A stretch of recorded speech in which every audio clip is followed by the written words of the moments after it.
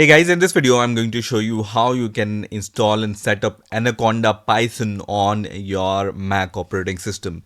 So let's get started and let's see how we can do it. So first of all, open your favorite browser and search for download Anaconda, and the first link which will appear here will be from anaconda.com/downloads. So we are going to click on this first link and straight away you will see this kind of web page.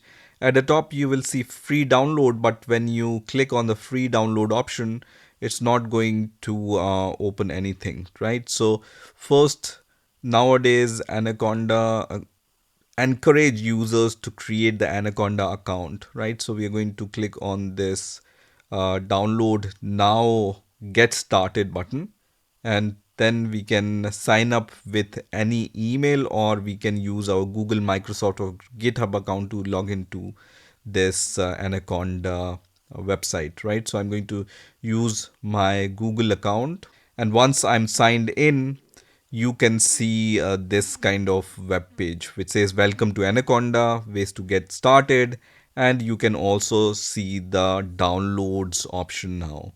So you can see the option for Windows, macOS, and Linux.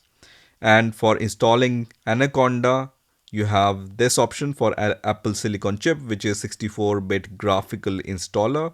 We are going to download this installer, right? So I'm going to click on this graphical installer option, and this is going to start the installation of this anaconda.pkg file. So nowadays, if you want to install Anaconda, you should have the account on this website, and you can simply create this using your Google or Microsoft or GitHub account.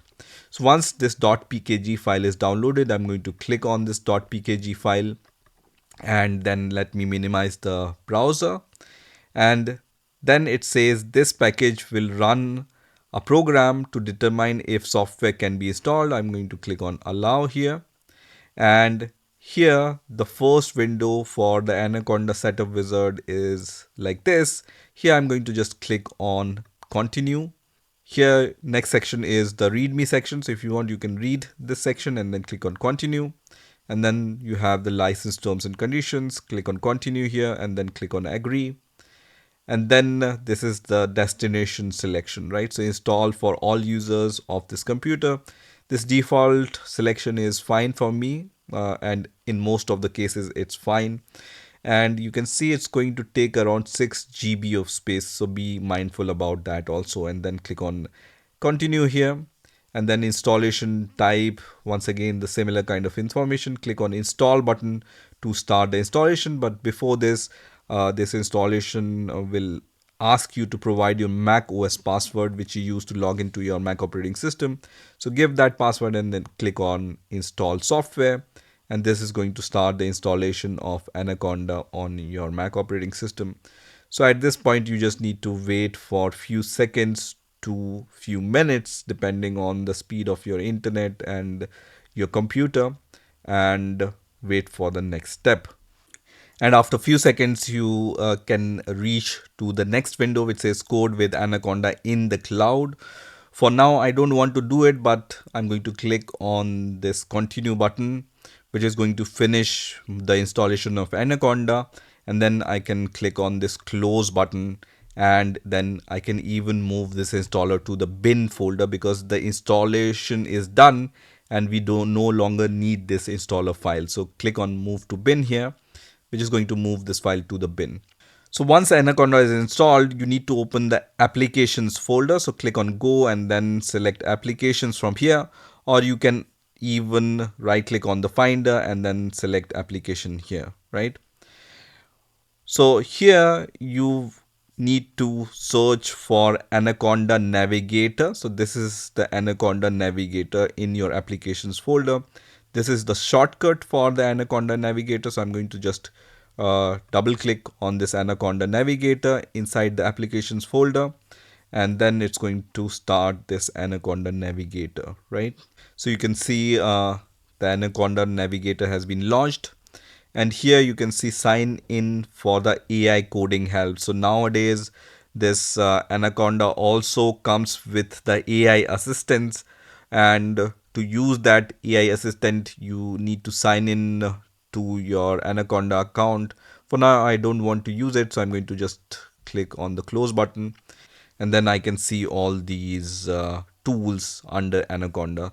So you can see all the applications. You can also sort them by installed application. So let's select this installed application. So when we install Anaconda, it installs some tools like Jupyter Lab, Spider, and Qt Console.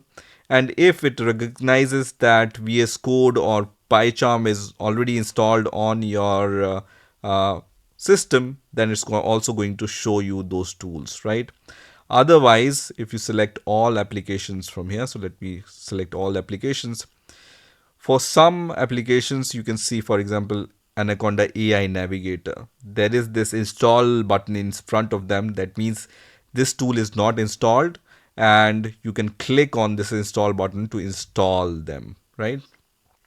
So for now, what we are going to do is we are going to open the Jupyter Notebook. So let me just click on this Jupyter Notebook option, which is installed with the Anaconda distribution. So let me click on launch in front of Jupyter Notebook option, and it's going to start the Jupyter Notebook. So first of all, it's going to open this kind of terminal and run the Jupyter Notebook instance. So once the startup is successful, you can go to your web browser where Jupyter Notebook is launched at this port. You can see an Anaconda toolbox also here, and in the middle you will be able to see the Jupyter Notebook section. So for now, I'm going to just close this AI assistant, and I'm also going to close this Anaconda toolbox from here so that I only see this Jupyter Notebook section. So here I'm going to navigate to the folder where I want to create some file or open some notebook, right? So I'm going to go to my documents folder. So let me just move back, documents folder. And here I want to go inside the sample folder where I already have a sample test.py file, and I'm going to create a new file here, right? So let me create a new IPYNB file, which is the Jupyter Notebook file. So let me click on new and then click on Python option here. So you have few options: Python, Conda environment base, terminal, console, new file, and then you have the folder. So I'm going to select this Python Conda option here, and it's going to create a new untitled file, right? So to save this file, I can click on this save button, and I can even change the name of this file. So I'm going to name my file as hello.ipynb file, and then I'm going to click on rename. So this file name is renamed to this one, and then here I can evaluate my notebook command. So for example, 2 plus 2, and then click on this run button, and it's going to show me the output, right? When I write print and then, for example, hello here, and then select this cell and then click on run, it's going to print hello. So this is how you can create your Jupyter Notebook files and then run them. Also in here you have this toolbox which we previously closed. So from here also you can create a new notebook. So when you click on new notebook and then give the name to your notebook, it's going to create a new notebook file. For example, I'm going to name my file as test, for example, and then extension will be this one. I'm going to click on create notebook, and it says please log in. So once you log into your Anaconda account, it's going to allow you to create the new notebook, right? So let me just click on create notebook, and this notebook is created. The kernel is the base kernel, and then I'm going to click on select here, and now I can start using this notebook from here. Also, this Anaconda distribution comes with the Spider IDE, which is one more IDE for scientific Python development, right? So when I click on launch here, it's going to launch Spider IDE.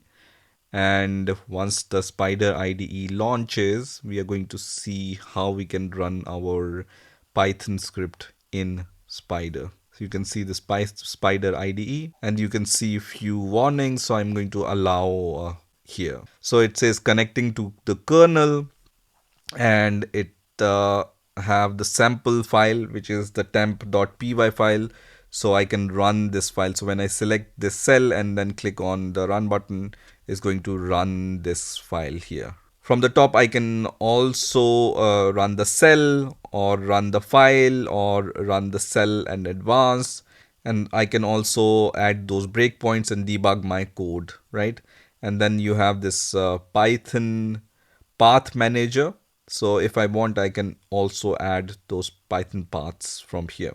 Using the Spider IDE also, you can evaluate your Python scripts or run your Python command inside this Spider IDE. So now let's go to the Navigator once again. And here you also have this Jupyter Lab. So when I click on this Jupyter Lab, it's going to start the Jupyter Lab, where you can use this Jupyter Lab to once again develop your notebooks, right? So I think that's it for this video. This is how you can install Anaconda distribution, which comes with Jupyter Notebook, Jupyter Lab, and Spider IDE. One more thing which I wanted to show you that comes with Anaconda distribution is the Conda package manager. So let me show you that also. So when you open the terminal, so click on the spotlight option and then open the terminal from here. Let's open the terminal, and our terminal is already open, which is running the Jupyter Notebook server.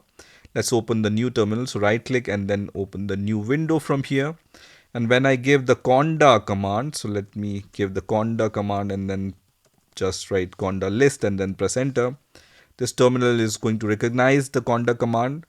As I mentioned, Conda is the package manager for the Anaconda, and using which you can install many Python packages like NumPy or OpenCV or PyQt and many others, right?